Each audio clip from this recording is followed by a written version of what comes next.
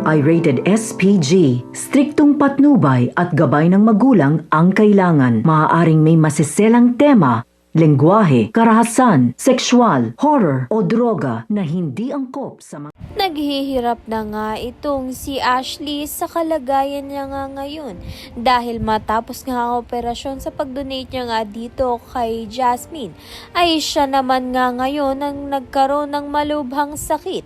Samantalang ito naman ngang si Jasmine ay nakaka-recover na at bumabalik na nga sa normal ang kanyang buhay.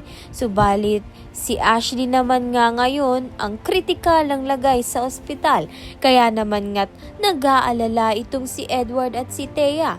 Ito naman ngang si Thea ay hindi naman nga makakapayag na ito ngang hindi pagbabayaran ni Marge ang mga ginawa nga niya dito sa kanyang anak na si Ashley. Sa kabilang banda naman nga, lumapit na nga muli itong si Edward dito nga kay Mr. Costelejo at doon binuo nga nila muli ang kanilang paghihiganti sa kanyang pamilyang Torrecampo.